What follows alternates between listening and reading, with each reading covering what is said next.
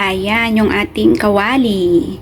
Ilagay ang mga sangkap. Yan, kamatis, sibuyas,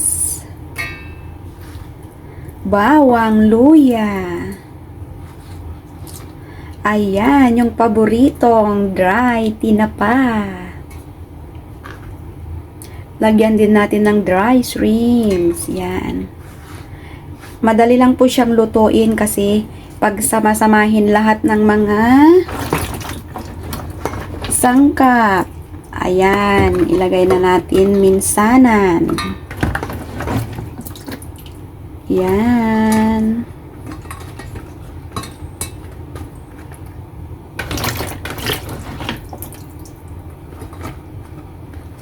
Kulang ng ampalaya kasi hindi ako nabibili ng ampalaya. Yan, maluluto lang din siya yan. Yan, kahit puno yan, pagka maluto mamaya yan, magkakasya na yung ating kasirola. Okay. Ayan, lagyan na po natin ng bagong. Yan, yung gamit po natin is boneless. Yan.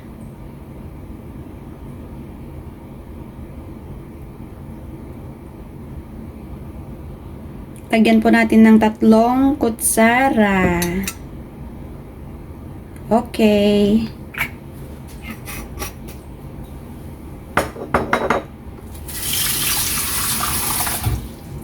Lagyan na po natin ng konting tubig lang po siya. Konting tubig. Kalahating bowl. Yan.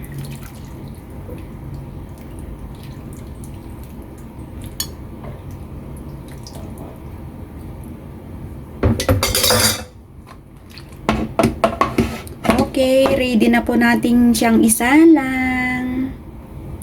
Lagyan din natin ng konting paminta. Yan.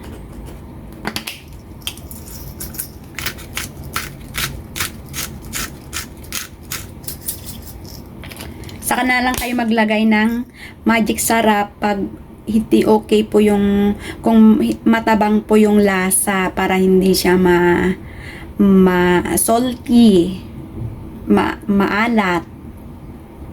Okay, luto na po natin.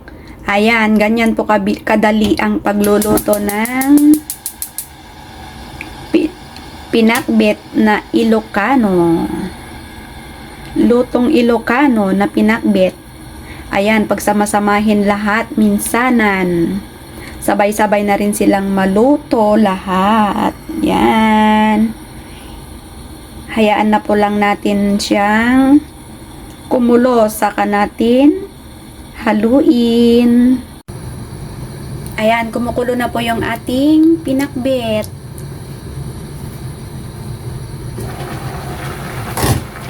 Bali yung paghalo lang po sa pinakbet para hindi siya madurog. Ganito lang po siya. Yan.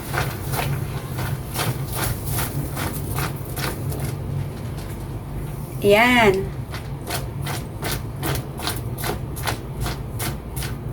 Ayan. Ang ganda na po yung kulay ng ating gulay. Makulay na buhay. Ayan, ayan na po siya.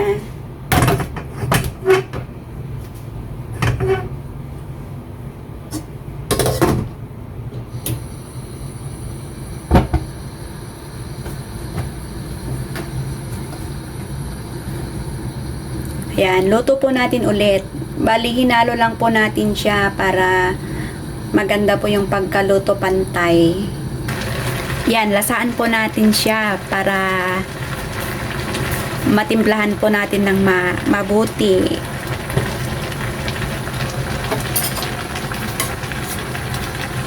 Lasaan po natin. Bango.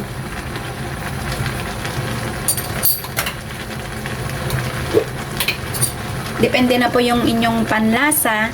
Kaya lalagyan ko po ng konting magic sarap o chicken powder.